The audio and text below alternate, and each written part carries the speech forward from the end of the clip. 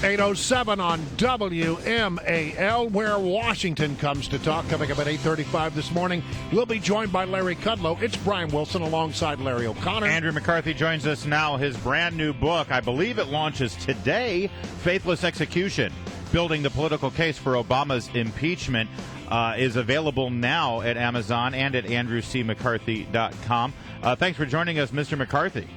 Thank you, gents. Good to be here. So today's a good day to have you talking about high crimes and misdemeanor. I know that you just posted at National Review Online the column, The Taliban Swap and High Crimes and Misdemeanors. Last hour, Lieutenant Colonel Alan West, former congressman, he used that term, high crimes and misdemeanors, having to do with the Taliban release from Gitmo in exchange for this POW with a questionable background. What do you say? Is this an impeachable offense? Yeah, it certainly is, although what I've been hearing discussed is this congressional notification statute, which is, it's an interesting question whether that's a constitutional restriction on the president's powers or not, but it seems to be quite beside the point. What happened here is the president, at a time when the enemy, the Taliban, the Haqqani network, are still conducting offensive terrorist operations against the United States and against our soldiers in harm's way, actually replenish the forces of the enemy, not just with, 5 rookie recruits, but with 5 top commanders, among their most experienced, most implacably anti-American, and most capable commanders. So that's the high crime and misdemeanor, the dereliction of duty of a commander-in-chief who would put our forces in that position.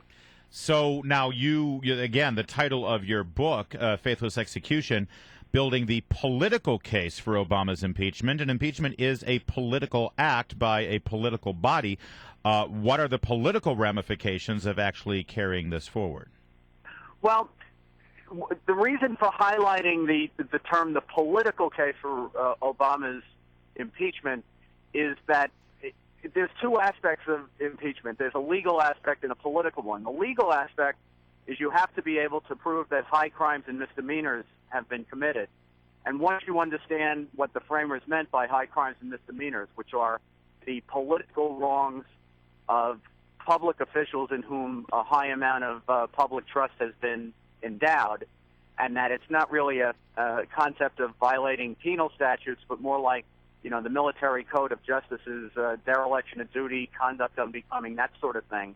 Once you understand what high crimes and misdemeanors are, the legal case is straightforward. But in their genius, the framers wanted to make sure we didn't remove a president unless there was a strong public consensus that we should. So you can't remove the president unless you can get a 2/3 vote in the Senate to basically convict the president on the high crimes and misdemeanors charged by the House. So my point is that unless there's a political case made for the president's removal, where there's public will in the American people that the president should be removed, the legal case is quite beside the point. You can have 1,000 impeachable offenses, but if the public will is not there to remove the president, it's kind of a non-starter. Well, do you think there's value in going through the process on one side of the equation anyway? Yeah, I think there's a lot of value, and in fact, I think there's an obligation where we have a president who is lawless and who is actually not lawless in the sense that Nixon and Clinton were transactionally lawless, but a president who's actually attacking the governing framework of our Constitution. I think there's an obligation among lawmakers, members of Congress, to explore the possibility of removing him. My only point is I wouldn't go forward with articles of impeachment like we did in the Clinton escapade unless there was a demonstration of public will at least to embrace the possibility of removing the president. If you proceed with this without public will to remove the president, it could end up being counterproductive in the long run. Going back to this law that's in place that requires the president to consult with Congress, right? It seems to me that the law says that he should do it at least 30 days. He should give him 30 days notice. But we do know that these negotiations were going over a number of days, at least 5 or 6 days. We know that they're going on for 3 years. Well, yeah, that's true in the larger sense. But I mean, this last round of negotiations was very compressed, and in the last 5 or 6, couldn't they have given them at least that much notice? Would that have mitigated the situation? Of course he could. He didn't give notice. this business about Bergdahl's medical condition is nonsense. He didn't give notice because people were outraged once they heard the terms of the deal, and he knew if he didn't just get it done, that congressional and public opposition to it would have mounted. And he was, for whatever reason, for 3 years, desperate to do this deal, so he didn't do what would have been done to scotch it, which would be the notification.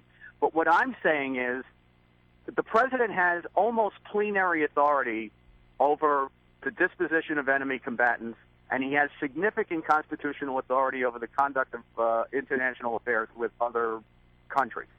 The Congress can't remove or restrict those powers by passing a statute because a statute can't amend the Constitution. Yeah. So this 30-day notification thing is an interesting law exam, law school exam question, but it's beside the point. We have a commander-in-chief who replenished the enemy while the enemy is still trying to kill our guys in the field. I don't know why we're talking about a dopey 30-day. Now, you make a very good point. And further to the point, Andrew McCarthy, your book was obviously written and published prior to this POW swap. You built the case for Obama's impeachment, obviously notwithstanding the events of the past 5 days. So tell me, given that, when you've got the, I've got a list here. We've got the Benghazi affair. We've got the president telling Homeland Security to disregard the deportation laws with regard to illegal immigrants. We've got the IRS. We've got the health care law and the use of the executive branch to unilaterally rewrite that law. What is the best argument for impeachment against this president?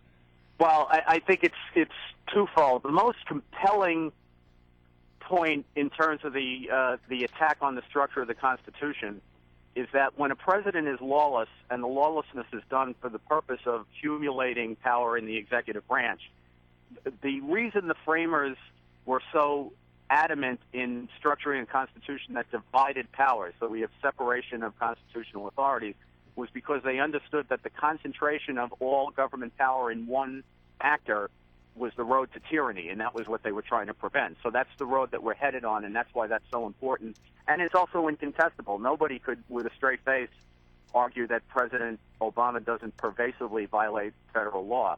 To me, the most offensive transaction, at least until the weekend, because this certainly competes with it, is Benghazi, because I take Benghazi back to the president's unauthorized, really unilateral war that he decided to start against Libya, which then proceeds into empowering our enemies, which you had to know was going to happen if you did it the way he did it, not providing security, recklessly failing to protect Americans who were stationed in dangerous places, not responding to a terrorist siege on the United States, pulling this ridiculous fraud that the video had caused the terrorist attack, and finally trumping up a prosecution in violation of the First Amendment against the video producer in order to try to convince people that it was the video that did it. I mean, from soup to nuts, I think you get in this transaction everything that's awful about the Obama administration. Wow. And really quickly, one of the things I liked about the book so much, Andrew McCarthy, was you do spend a lot of time talking about the framers and the adoption originally of the impeachment clause of the Constitution. James Madison, the fourth president of the United States, had back when he was a member of the House of Representatives representing Virginia's 5th District. If he were representing that district today, do you think he'd be first in line to draw up those papers? Yeah, he certainly would, because, and I appreciate the kind words about that chapter, which was one of my favorite ones to write, but his point was that if a president conceived of doing the things that Obama has actually done, that would be grounds for impeachment. Yeah. So I think he'd be astonished by what's going on here. Thank you, Andrew McCarthy. A great book, and yeah, you're right. You can't when you read about what James Madison wrote about impeachment, you cannot read it and not think, oh my gosh, Obama has to be. It just has to be done. Thank you, Andrew McCarthy. Good luck with the book. Thanks so much, guys. Appreciate it. It's 8:15.